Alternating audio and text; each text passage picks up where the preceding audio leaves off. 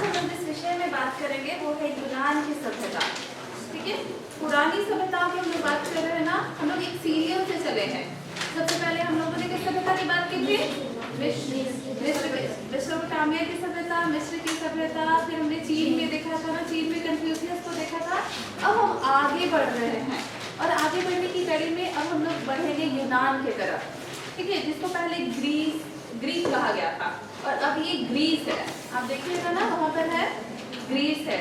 ठीक है, तो ये यूनान है, यूनान की सभ्यता की बात करते हैं। अगर हम बात करें कि ये सभ्यता का क्या कंट्रीब्यूशन है ना, क्या कंट्रीब्यूशन है वर्ल्ड में, तो हम देखते हैं कि यूनान की सभ्यता के लोगों को, यूनान की जो संस्कृति है, यानी वहाँ के जो सिविलाइजेशन था या उसकी सोसाइटी थी या उनका जो अपना लिटरेचर था, उसी को अंग्रेजों ने फॉलो किया।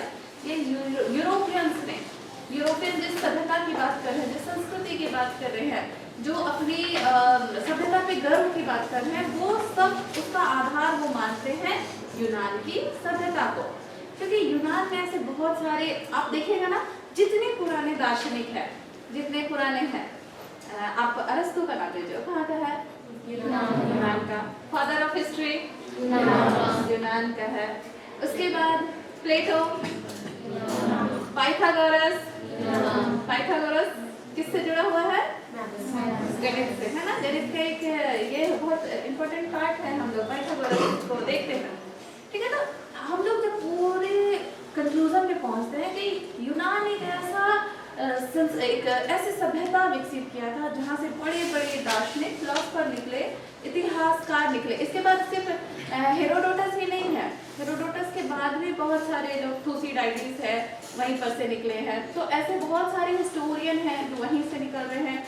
खेल के लिए, आप खेल के लिए जान रहे हैं ना, आप लोग ओलंपिक सुने हैं। ओलंपिक की शुरुआत कहाँ से होगी? एथेंस से। एथेंस किसका पार्ट है? यूनान का ही पार्ट था, है ना। तो वहाँ खेल के लिए भी वो जाना जाएगा, अपनी बौद्धिक क्षमता के लिए ही जाना जाएगा। यूनान भी धीरे धीरे आगे बढ़ेंगे तो दो मुख्य जातियों को हम लोग पढ़ेंगे। जो लोग, एक है जो स्पार्टा में राज्य करेंगे, जो अपनी मिलिट्री पावर के लिए जाने जाएंगे, स्पार्टा, और दूसरा होगा आपका एथेंस, जो अपनी बौद्धिक चीजों के लिए जाना जाएगा। तो ये सभ्यता क्या है? मतलब पूरी तरीके से इसने विश्व को बहुत सारी चीजें दी। उसने अपना चिकित्सा दिया, है ना, अपना यानी मेडिकल साइंस में भी वो स्टार्टिंग से ही बहुत आगे है। उसने लिटरेचर दिया, बहुत अच्छे अच्छे, अभी हम लोग नाम लेंगे, जिसमें हम लोग होमर का नाम लेंगे। उसने बहुत अच्छा लिटरेचर रचा। इतिहास की बात करेंगे तो हमारे फादर ऑफ हिस्ट्री वहीं से आए हैं। गणित की बात करेंगे तब भी उसने बहुत सारे ऐसे जो ये थे सूत्र दिए, बहुत सारी चीज़ें दी। ज्योतिष के क्षेत्र में यूनानी लोग बहुत आगे थे। तो इन सारी चीज़ों को जब हम लोग देखते हैं ना, तो ये जो सिविलाइजेशन है या ये सभ्यता हम लोगों के लिए आवश्यक हो जाती है कि हम लोग इसको जाने, समझे और हम लोग इसका अध्ययन करें। ठीक है, अब हम लोग आते हैं कि ये यूनान की जो सभ्यता की बात कर रहे हैं, यूनान की सभ्यताओं को हम लोग ना दो फेज में देखेंगे। एक बहुत बड़े विद्वान है यहाँ के, जिसका नाम है होमर। ठीक है, तो हम लोग पहले देखेंगे कि ये जो होमर का समय है, यानी इसको हम लोग जैसे अपने इतिहास, हम लोग भारत के इतिहास को भी 3 पार्ट में डिवाइड करते हैं ना, एंशिएंट, मिडिवल, मॉडर्न, है ना। तो ऐसे ही यूरोप के इतिहास को या यूनान के इतिहास को भी हम लोग 3 पार्ट में डिवाइड कर सकते हैं। शुरू में जो वहाँ के लोग हैं, वहाँ पे स्थानीय लोग हैं, मूल निवासी हैं, वो हैं। फिर बाद में धीरे धीरे आप देखिए कि अभी यहाँ पर जब स्टैब्लिशमेंट हो गया है, यानी अब नियोलिथिक एज खत्म हो गया है, नवपाषाण काल खत्म हो गया है, लोग स्टैब्लिश करने शुरू किए हैं, स्थायी जीवन की शुरुआत हो गई है। और फिर उसके बाद जो सभ्यता विकसित हो रही है वो एक सभ्यता वहाँ होगी। तो उसके बाद धीरे से अब अलग अलग, चूंकि एशिया माइनर के आसपास का एरिया है ना, वो आज के समय में हम लोग वहाँ देखेंगे तो वो एशिया माइनर के आसपास का क्षेत्र है। तो वहाँ बहुत बड़े बड़े कबीले अब उभर रहे हैं, छोटा कहीं कहीं छोटे, कहीं बड़े, कहीं लड़ाकू, अलग अलग कबीले उभरेंगे और ये कबीले लगातार आक्रमण करेंगे, इधर उधर से आक्रमण होगा। तो उसके बाद आक्रमण के बाद कुछ लोग आएंगे और आक्रमण के पश्चात जो सभ्यता विकसित होगी वो भी होगी। ठीक है, तो हम लोग अब सारी तरफ से देखेंगे, होमर के समय भी देखेंगे, फिर होमर के बाद भी देखेंगे। ठीक है, तो हम लोग होमर को एक माइलस्टोन मान सकते हैं, यानी एक आधार बिंदु मान सकते हैं।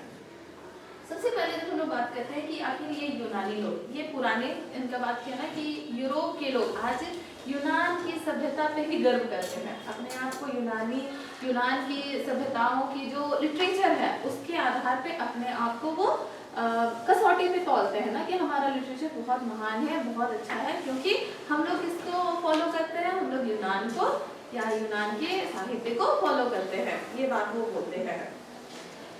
ये जो क्षेत्र है वो यूरोप के आसपास का क्षेत्र है, और यहाँ सबसे पहले ना जब यहाँ नवपाषाण काल खत्म हुई, यहाँ पर ये आज के समय यूनान को याद कीजिए, अभी यूनान तो छोटा है लेकिन वो पहले बहुत बड़ा था, उसका क्षेत्र पूरा एशिया के आसपास इधर एशिया माइनर तक फैला हुआ था, तो वो रहा था। ठीक है, तो वहाँ पर जो एक पहली सभ्यता जो विकसित हुई थी वो क्रीट की सभ्यता थी। ठीक है, एक तरह से इसको मान सकते हैं ये आरंभिक सभ्यताएं रही थी, लंबा समय रहा था, एकदम शुरुआत का समय था, वहाँ के स्थानीय लोग थे, यानी यूनान के स्थानीय लोगों ने इस सभ्यता को विकसित किया, बहुत कम समय रहा और फिर ये सभ्यता धीरे धीरे समाप्त होती चली गई। इसके बाद अब धीरे धीरे यहाँ एशिया माइनर से उभर रहे हैं अलग अलग जाति के लोग, अलग अलग कबीले, जिसमें 4 कबीले मुख्य रूप से फेमस है जो आ रहे हैं। पहला है ग्रीक की, ये तो ग्रीक की शाखाएं हैं,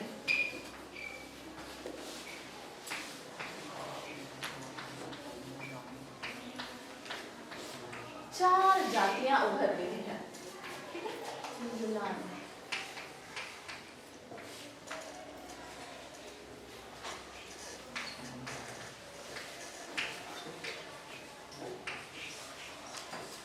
हम लोग बात करेंगे होमर का।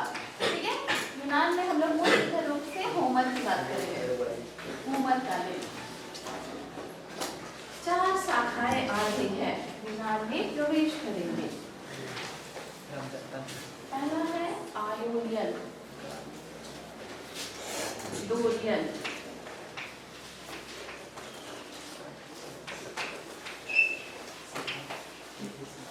पहली डोरियन शाखा है, दूसरा है एलियन,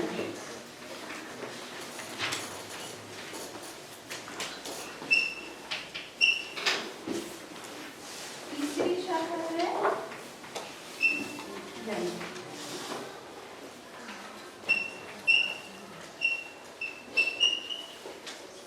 चौथी शाखा है आयोनियन।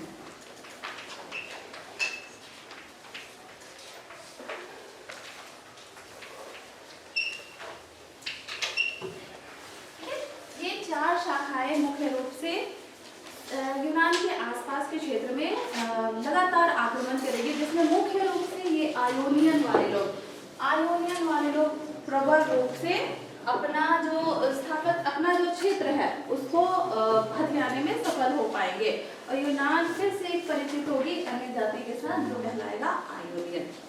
ठीक है, अब हम लोग धीरे धीरे क्या करते हैं, अब हम लोग देख रहे हैं ना कि ये जो समय है, टाइम है, क्रीट की सभ्यता आ चुकी, खत्म हो चुकी है, क्रीट के बाद अब एक समय ही आ रहा है, कालखंड, जिसको हम लोग बोल रहे हैं वो होमर के काल से जाना जा रहा है। तो होमर कौन है? होमर एक कवि है। ठीक है, एक कवि है, एक दार्शनिक है, या एक ऐसा जो स्थान हम लोग देखते हैं कि यहाँ पर भारत में वाल्मीकि जी को प्राप्त है ना। वाल्मीकि जी ने क्या लिखा है? रामायण। तो हमारे देश में जिस तरीके का स्थान रामायण को मिला है, यूनान में ऐसा ही स्थान मिला हुआ है होमर को। होमर एक कवि है, और होमर ने दो अपने संग्रह लिखे हैं, कविताएं लिखी है, जिसमें पहला नाम है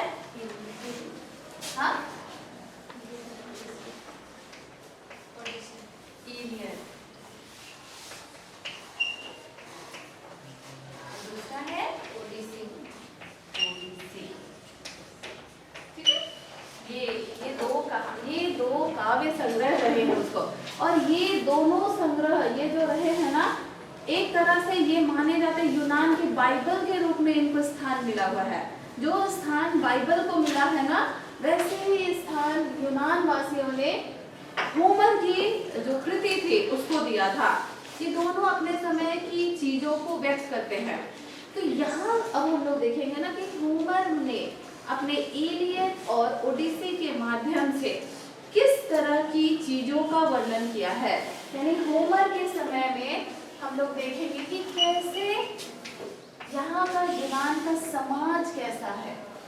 ठीक है, समाज से पहले हम उसका पॉलिटिकल देखेंगे, राजनीतिक स्थिति क्या है, यानी कि वहाँ जो शासन व्यवस्था है किस तरीके से संचालित हो रही है। यहाँ हम लोग देखते हैं ना कि वहाँ जो संस्कृति है, सभ्यता संस्कृति क्या है, वहाँ की संस्कृति, उनकी कल्चर क्या है, उसकी संस्कृति कैसी है वहाँ पर। उसके बाद हम लोग उसको देखते हैं ना कि वहाँ पर का समाज कैसा है, ठीक है, या फिर उसकी अर्थव्यवस्था कैसी है। अब वो समझने से पहले फिर से हम लोग आते हैं ये इलियड और ओडिसी की कहानी पे।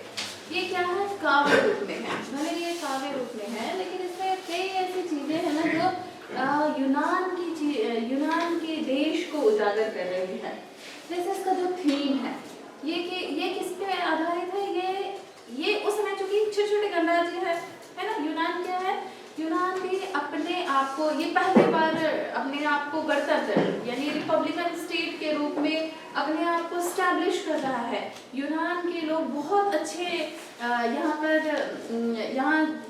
यहाँ देखिएगा, इधर आसपास यहाँ पर भूमध्य सागर के आसपास के क्षेत्र में ये लोग स्थित हैं, इसीलिए यहाँ पर के लोग बहुत अच्छे नेवल आर्मी, इनकी आर्मी बहुत स्ट्रांग है, नेवी बहुत स्ट्रांग है, ये इनकी आर्मी स्ट्रांग है और ये बहुत अच्छे नाविक रहे हैं अपने समय के। ठीक है, तो ये रहा है। तो ये इस तरीके की चीजें जो कि ये अपने आप को कहते हैं छोटे छोटे कबीले हैं, तो उसमें क्या होता है, हमेशा आपको मजबूत बने रहना पड़ता है, लड़ना पड़ता है आसपास के लोगों से, हमेशा अपने आप को अच्छा योग्य साबित करना पड़ता है। जब तक आप योग्य साबित नहीं करेंगे आप टिक नहीं सकते हैं, है ना। तो यहाँ के लोगों को भी, चूंकि छोटा छोटा कबीलाई समाज है, अलग अलग जातियों का हमला हो रहा है, तो ये लोग भी अपने आप को हमेशा मजबूत करते रहे हैं, और हमेशा युद्ध के लिए तैयार होते रहे। ठीक है, तो इसी में से ये युद्ध वाली ही उनके अंदर एक तरह से वो वाली प्रवृत्ति इनके अंदर आती चली गई। तो थीम जो होमर है ना, उसका थीम भी युद्ध है। ठीक है, ये जो इलियाड है, इलियाड एक कहानी है, एक काव्य रूप में, एक ये है, एक सैनिक के जीवन की ही घटनाएं हैं कि एक सैनिक का जीवन किस तरीके से निर्धारित हो रहा है, चल रहा है। ये इलियाड में एक युद्ध का वर्णन करता है जिसको बोला गया है ट्रॉय युद्ध।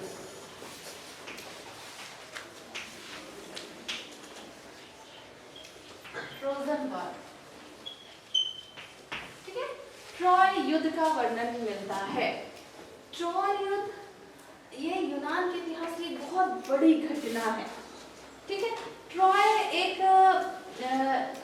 कहानी बनाता है, यानी इलियाड एक कहानी बनाता है, लेकिन एक महत्वपूर्ण बात है कि इसमें जो ट्रॉय युद्ध है ना, उसका सिर्फ 9वें वर्ष तक का ही वर्णन मिलता है। जो युद्ध है, ये युद्ध जो इलियाड में जो ट्रॉय युद्ध का वर्णन हुआ है, ये 10 वर्षीय युद्ध है, 10 साल तक का एक युद्ध चल रहा है, जिसमें ये जो कहानी है वो सिर्फ 9 वर्ष में खत्म हो जाता है इलियाड। और बाकी जो कहानी चलती है वो ओडिसी में, ओडिसी का भी एक नायक है, हम लोग अभी देखेंगे कि कैसे वो नायक है। अब हम लोग पहले आते हैं कि इलियाड के अनुसार, ठीक है, इलियाड में क्या कहा गया है। इसमें जो ट्रॉय युद्ध का वर्णन किया गया है, ट्रॉय में 2 स्टेट की बात की गई है जो बहुत ताकतवर स्टेट है। सबसे पहला हम लोग बताए ना, यूनान के 2 बड़े ताकत उभरेंगे, जिसमें एक स्पार्टा होगा। एक स्पार्टा है जो अपनी सैनिक क्षमता के लिए जाना जा रहा है। वहाँ के सैनिक बहुत अनुशासित हैं, बहुत डिसिप्लिन वाले हैं, बहुत ताकतवर हैं। और ये जो स्पार्टा था ना, स्पार्टा में था कि आप जन्म से ही सैनिक होते थे। वहाँ से महिलाओं से ये अपेक्षा की जाती थी वो अच्छे बच्चे को जन्म दे, स्वस्थ बच्चों को जन्म दे।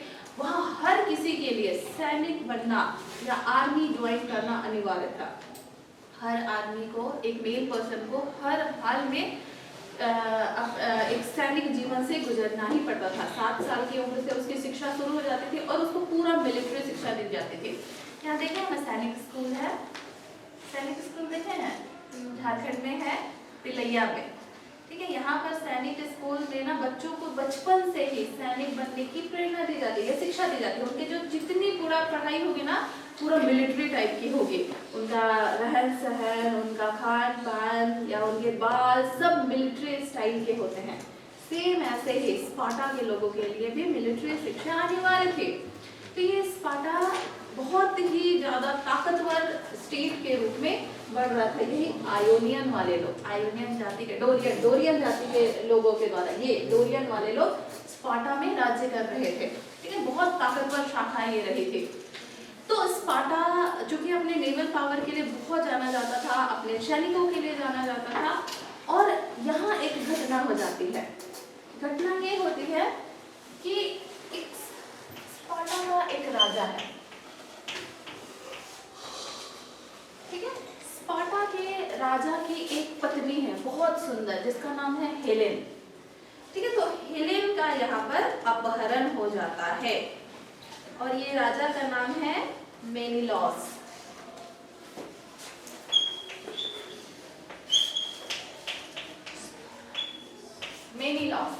मेनिलॉस की जो पत्नी है उसका नाम है हेलेन। हम ट्रोजन वॉर का बात कर रहे हैं। हाँ, ये युद्ध की पृष्ठभूमि कैसे बन रही है?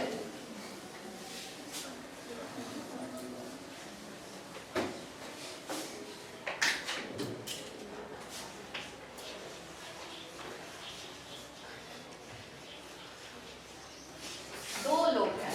सबसे पहला एक है स्पार्टा इन्वॉल्व हो रहे हैं और दूसरा है ट्रॉय है दूसरा, ठीक है। अब यहाँ पर से कहानी कहाँ से शुरू होती है? एकदम कहानी याद कीजिए भारत में रामायण जैसे है ना। इसीलिए बहुत सारे विदेशी जो विद्वान हैं, जो फॉरेन थिंकर्स हैं, मानते हैं ना कि इसकी जो विषय वस्तु है या इसका जो थीम है बहुत हद तक भारत का जो रामायण है उसके थीम से मिलता है। यहाँ का क्या है, यहाँ पर सीता हरण होता है ना, एक पार्ट में देखते हैं कि भगवान राम है और उसको लंका नरेश जो रावण है वो अपहरण करके ले जाता है ना। अब यहाँ की जो कहानी का जो थीम है ना उसमें है स्पार्टा। स्पार्टा का जो राजा है मेनिलॉस, उसकी पत्नी है हेलेन और हेलेन का अपहरण करेगा ट्रॉय, जो एशिया माइनर का एक स्टेट है, एक राज्य है जो भी अपनी ताकत के लिए ये भी जाना जाता है। तो ट्रॉय का एक राजा है, उसका बेटा, ठीक है। तो यहाँ पर उसका जो बेटा है ट्रॉय का, उसका नाम है पायस और उसका पायस का बेटा है पेरी। और यहाँ कौन है? यहाँ हेलेन है, मेनिलॉस की उसकी पत्नी। अब जो देश अपने आप को ताकत के बल पे जानता है, यानी कि उस देश से कोई टकरा नहीं सकता है, उस देश को कोई चुनौती नहीं दे सकता है, और उस देश की जो महारानी है उसकी रानी का अपहरण कौन कर ले रहा है? ट्रॉय का पायस जो राजा है, राजा का बेटा यानी एक राजकुमार, उसकी पत्नी को उठा के ले जा रहा है, अपहरण कर ले रहा है। अब ये एक बड़ा मुद्दा हो जाता है क्योंकि अब ये उनकी शान की बात हो गई। तो अब ये जो ट्रॉय, ये स्पार्टा है ना, स्पार्टा अपने सैनिकों को भेजेगा ट्रॉय पे हमला करने के लिए। और ट्रॉय भी जो कि अपना वो भी बहुत ताकतवर है, दोनों बहुत ताकत के प्रतीक है उस समय अगल बगल यूनान या एशिया माइनर के आसपास के क्षेत्र में। ये एशिया माइनर का बहुत ताकतवर एक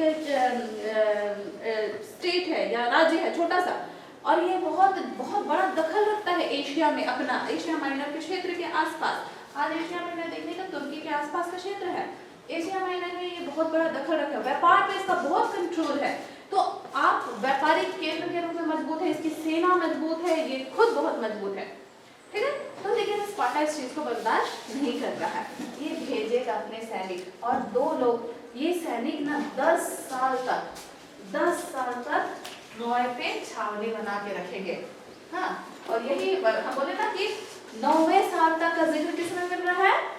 ओडिसी में, है ना। तो यहाँ 9वें साल तक, 10 साल का पूरा का जिक्र नहीं मिलता है। यहाँ जो छावनी बना हुआ है ना उसमें 9 साल तक का ही जिक्र हमको उसमें मिल रहा है।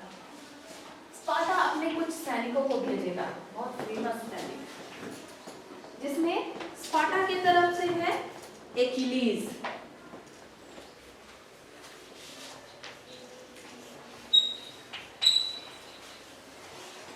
और ट्रॉय की तरफ से है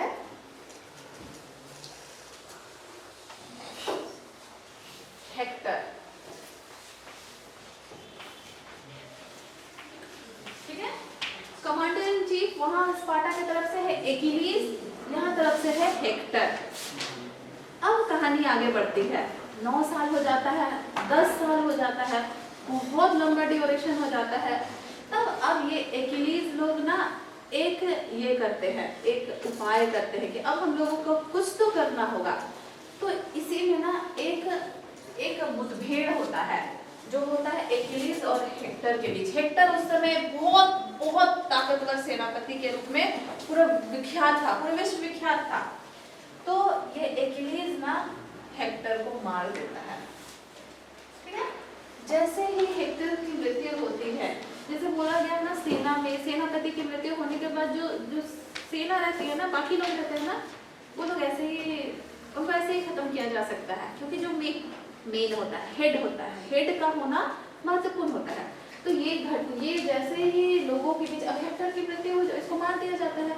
हेक्टर के बाद ना एक अफवाह फैला दी जाती है कि आपका तो सेना, अब इनके बीच सेनापति ये हो जाता है कि बात फैल जाती है कि हमारा सेनापति मर गया है, और ये लोग होता है कि अब बहुत दिन हो गया, 10 साल हो गया, चलो अब हम लोग क्या करते हैं, हम लोग पीछे लौटते हैं। एकिलीज कहानी वही है, सेम। अब क्या होता है ना, ये एकिलीज भ्रम फैला देता है और पूरा घोषणा कर देता है पूरा राज्य में कि अब हम लोग क्या करने वाले हैं, हम लोग पीछे लौट रहे हैं, इसीलिए अब आप लोग अपने हिसाब से ये कर लीजिए, मैनेज कर लीजिए। खुशी खुशी अब ये लोग जश्न में डूब जाते हैं, जश्न मनाते हैं, और ये स्पार्टा पीछे हो जाता है। पीछे हो जाता है, एक बुद्धि का काम करते हैं ये लोग, सेम वही क्या करते हैं, एक लकड़ी का घोड़ा, अपने जो राज्य है ना उसका, पहले ना जो ये होते थे ना, जो दरबार होते थे बहुत बड़े बड़े मजबूत होते थे, तो उनको भेदना मुश्किल होता था। ये बहुत बड़े बड़े लकड़ी के ना, उनका जो दरवाजा होता था ना वो बहुत बड़ा होता था, बहुत बड़ा। तो ये लोग भी तरकीब निकालते हैं, एक लकड़ी का घोड़ा को अपने वापस लौटते हुए वहीं पर छोड़ देते हैं उनके गेट के बाहर। जब ये लोग अब ये सूचना मिल जाती है ट्रॉय को, कि ट्रॉय देखता है कि अरे ये लोग तो पीछे हट गए, यानी जीते कौन, हम लोग जीत गए हैं। तो अब ये लोग खुश हो जाते हैं कि चलो अब हम लोग खुशी मनाते हैं। इसीलिए वो लोग क्या करते हैं ना, शाम ये करते हैं, पीछे जो हट गए हैं वो दरवाजा गेट खोलते हैं और बाहर जाके देखते हैं। बाहर में देखते हैं कि अरे ये लोग कैसे एक लकड़ी का घोड़ा को यहाँ छोड़ के गया है। तो वो जब वो देखता है कि अरे लकड़ी का घोड़ा है, तो इतना सुंदर और इतना विशाल रहता है कि उसको वो लोग फिर रात में अंदर लेके आते हैं। जीत का जश्न मनाया जाता है, खुशी होती है। जीत के जश्न में क्या होता है ना, ये लोग सब बेखबर हो जाते हैं। और इसमें ना ये जो घोड़ा होता है उसमें 10 कमांडो रहते हैं, 10 लोग। ये रात में आते हैं और फिर सबको मार दिया जाता है, बहुत भयंकर। क्योंकि ये ट्रॉय पूरा निश्चिंत है, ट्रॉय के लोग पूरा निश्चिंत है, लेकिन स्पार्टा के लोग निश्चिंत नहीं है। वो लोग अपने 10 कमांडो को ही भेज के पूरा का पूरा ट्रॉय का युद्ध अपने हाथ में कर लेते हैं। यानी पूरा चीज किसके तरफ चला जाता है, स्पार्टा की तरफ, और फाइनली स्पार्टा जीत जाता है ना। तो ये जो युद्ध है, ये जो ट्रॉय का युद्ध है, बहुत ही भयंकर युद्ध है। इसका वर्णन हम लोगों को किसमें मिल रहा है, होमर की जो महान कृति है जिसको हम लोग याद करते हैं उसको, उसी का ओडिसी वाला पाठ में है ना। ओडिसी में भी सिर्फ और सिर्फ 9वें वर्ष तक का बात कर रहा है। तो 10वां वर्ष का बात किस में करेगा, 10वां वर्ष 9वां, सॉरी ये इसमें बात करेगा इलियड में। तो बाकी का बात कहाँ करेगा, बाकी का बात करेगा ओडिसी में। ठीक है, अब ओडिसी में क्या बात होती है,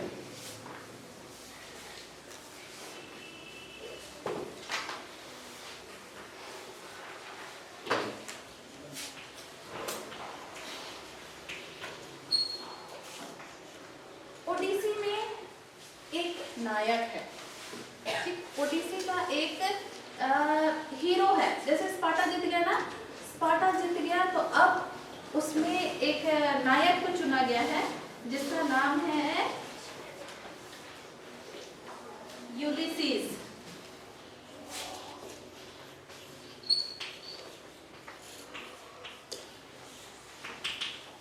ये जो यूलिसीज है ये अब अपने घर लौट रहा है। इसका घर है इथाका। स्पार्टा का ये सैनिक है, स्पार्टा का ये सैनिक अब लौट रहा है अपने घर, ये जीत गया है। स्पार्टा भयंकर ट्रॉय का युद्ध में अब वो जीत हासिल कर चुका है और अब ये बढ़ रहा है अपने घर की तरफ। और अपने घर की तरफ बढ़ते हुए ये बहुत ही निर्मम, जिसको बोल सकते हैं ना, मतलब बहुत ही इमोशनल करने वाली घटनाओं का यहाँ जिक्र करता है। इसीलिए जो होमर की कृति है ना, यूनान में अमर है या इतिहास में अमर हो गई है, क्योंकि ये बहुत ही मानवीय संवेदना के साथ, बहुत जो ह्यूमन का जो इमोशन है ना, उसको बहुत ही ज्यादा इसमें एकदम सजीव प्रकट किया है कि एक सेना का एक सेनापति है, एक साधारण आदमी, वो भले लौट रहा है लेकिन वहां जब वो देख रहा है ना युद्ध का मैदान में, वहां पर क्या है, वहां मरे हुए लोग हैं, मरे हुए लोग, वही जिसको वो देख रहा था, जिसको जीतना वो चाहता था, वो जीत चुका है, जीत का, लेकिन उसके वो जश्न नहीं बना रहा है, जीत की उसकी खुशी नहीं है, बल्कि वो देख रहा है, वो लाशों को देख रहा है, लाशों के साथ अपने रिलेशन को देख रहा है। उसमें मरने वाले में कुछ उसके अपने भी हैं, कुछ उसके अपने, कुछ उसके शत्रु हैं, लेकिन वो लौटते हुए उस चीजों को याद कर रहा है, उसकी मेमोरी में आ रही है कि वो किस तरीके से इस छावनी में आया था, किस तरीके से उसने युद्ध में डेरा डाला था, या किस युद्ध का आखिर परिणाम क्या होता है। युद्ध क्यों लोग बोलते हैं, शांति की बात करते हैं, है ना, शांति होनी चाहिए, शांति होनी चाहिए। युद्ध में, युद्ध कभी भी किसी चीज का हल नहीं, क्योंकि युद्ध क्या करता है, युद्ध छीनता है ना, लोगों को छीनता है, उसके परिवार को छीनता है। तो वही एक सेना, एक सैनिक की जो बहुत ही सॉफ्ट चीजें हैं, यानी एक मानवीय संवेदना की चीजें हैं, वो सब ओडिसी में व्यक्त किया गया है होमर के द्वारा। तो इन दोनों ग्रंथों में हम लोग देखते हैं ना कि किस तरीके से स्पार्टा और ट्रॉय का युद्ध हो रहा है। दोनों की थीम क्या है, यही ट्रोजन वॉर है, लेकिन एक में है कि जीत है, कि जीत को पाना है, कैसे वो जीत के लिए वो तैयारी कर रहा है, वो छावनी लगा रहा है, डेरा डाल रहा है, 10-10 साल तक इंतजार कर रहा है। और दूसरे में एक सैनिक का दर्द है कि वो अपने परिवार को खो गया, उसके भाई खो गए, उसके भाई मर गए, उसके जो भले उसके सामने उसके शत्रु थे, लेकिन अभी वो क्या है, बस वो एक लाश है। तो वो पूरी मानवीय संवेदना को व्यक्त करने का एक बहुत ही मार्मिक ये ग्रंथ रहा है। ठीक है, तो ये इसीलिए आपसे पूछा जाएगा सर कि होमर के बारे में, होमर की पुस्तकों पर चर्चा कीजिए, तो आपको ये दो किताब के बारे में ही लेना है, इलियड और ओडिसी के बारे में, ठीक है, और बाकी नहीं, बस वही, मतलब बाकी वही है, क्योंकि इसे तो यूनान का बाइबल कहा गया है ना। अब आता है कि अब ये होमर जो है ना, ये तो बात किया युद्ध का, लेकिन इसके साथ साथ जब हम लोग इसकी किताबों को पढ़ते हैं ना, तो हम लोगों को उसके समय की, यानी होमर जिस काल का है, ये होमर के समय करीब मध्यकाल कहला रहा है, मतलब 1200 ईसा पूर्व के आसपास का जब समय है, तो उस समय की समाज की स्थिति को के बारे में पूछता है हमसे, या हमारी सामाजिक स्थिति क्या रही है, कैसी रही है, अर्थव्यवस्था क्या थी, ठीक है, राजा कैसा था, पॉलिटिकल उसका क्या पावर था, उसकी संस्कृति क्या थी, ये सारी चीजों पे हमसे सवाल पूछता है। अब हम लोग पहला शुरू करते हैं पॉलिटिकल पे। अगर राजा क्या था, इलियड अगर पूछा जाए कि होमर के युद्ध, होमर के समय में, होमर काल में राजाओं की क्या स्थितियां रही थी, ठीक है, तो होमर के काल की जब हम लोग बात करते हैं तो राजा सबसे महत्वपूर्ण पद है, यानी राजा का पद सर्वोच्च है। सबसे पहला है राजा, या फिर जो ये पॉलिटिकल की बात है।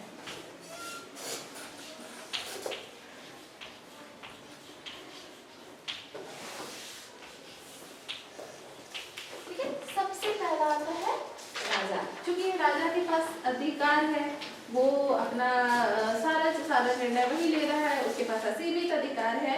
लेकिन यहाँ पर एक बात करता है होमर कि उसके पास असीमित अधिकार नहीं है, बल्कि उसको कंट्रोल करने के लिए एक परिषद है, या जिसको काउंसिल बोल रहे हैं।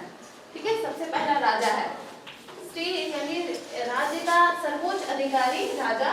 राजा के ठीक नीचे है काउंसिल।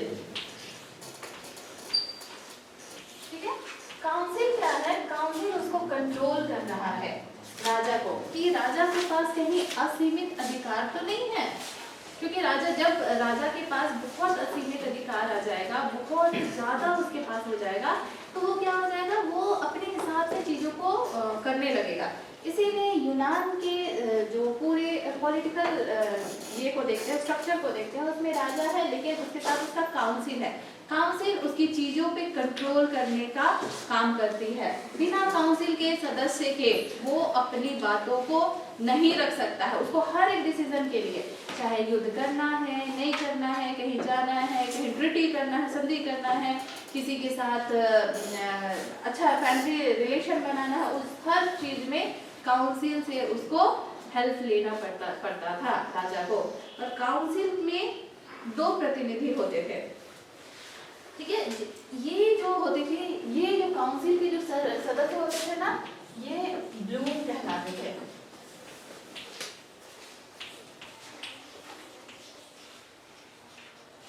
ये ब्लूम था। ब्लूम मतलब क्या था? ब्लूम काउंसिल के वैसे लोग थे जो कि एलीट क्लास के थे, ये उच्च वर्ग के लोग थे, जिनके पास असीमित अधिकार, जो बहुत अमीर वर्ग से आते थे, जिनके पास पैसा था, प्रॉपर्टी था, पावर था, और ये एडमिनिस्ट्रेशन में दखल रखते थे, बड़े लोग थे। ठीक है, तो ये ब्लूम उनके चीजों पे कंट्रोल करता था। ब्लूम के ठीक नीचे आते थे एक जनसाधारण लोग थे। जनसाधारण लोगों को भी यहाँ बुलाया जाता था।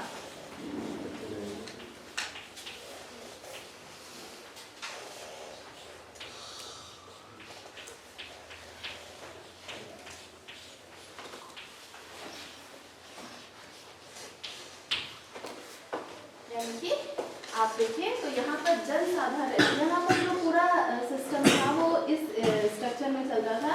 राजा के ठीक नीचे जो काउंसिल होते थे, काउंसिल के जो सदस्य थे वो ब्लूम थे, और ये लोग वो सदस्य थे जो बहुत अमीर वर्ग से आते थे, एलीट होते थे, या जिनके पास प्रॉपर्टी होती थी। उसी के साथ में कुछ ऐसे सदस्य भी होते थे सभा में या राजा को सहायता करने के लिए, जो साधारण लोगों की थी और जिन्हें एगोरा कहा जाता था। ये लोग साधारण जनसाधारण के लोग थे, इसमें कोई भी शामिल हो सकता था। तो ये चीजें कंट्रोल करती थी राजा को।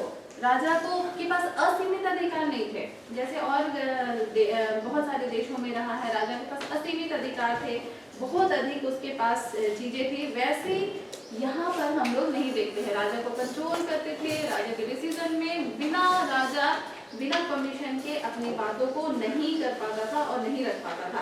तो ये चीजें उसको उसके जीवन को नियंत्रित करती थी, ये सारे युद्ध में, निर्णय में। इसके साथ साथ कुछ पुरोहित होते थे। ठीक है, जनसाधारण तो नहीं, उसके साथ कुछ पुरोहितों का भी यहाँ पर दखल होता था। पुरोहित अब हर सभ्यता में देखे कि पुरोहित होते थे। पुरोहित लोग क्या करते थे? जो ग्रह नक्षत्र देखते थे ना कि कब जो युद्ध होते थे, क्योंकि उस समय हर सब इतना सारा वॉर हो रहा है, तो वॉर का टाइम को, कब कौन सा समय सही है, कब सही नहीं है, क्या होना चाहिए, किधर से हम लोगों को क्या क्या, इवन आपको डायरेक्शन का भी पता चलता था कि किस डायरेक्शन में करेंगे तो सही होगा, युद्ध होगा, युद्ध का निर्णय कैसे होगा, ये सारी चीजें डिसाइड होती थी। तो ये पूरा ना एकदम सिस्टम से चलता था, जिसमें हर कोई एक दूसरे को हेल्प करता था। इसके बाद आप देख रहे हैं कि कैसे सेनाएं रखी जाती थी। राजाओं के अमीर होते थे जो उसको सेना रखते थे, तो बहुत सारे उसको अधिकार भी दिए जाते थे। सम्मानित व्यक्ति ही ये ब्लूम के सदस्य हो सकते थे, जनसाधारण के लिए अलग संस्था होती थी, एगोरा रही थी। ये सारी चीजें हम लोग यहाँ पर देखते हैं।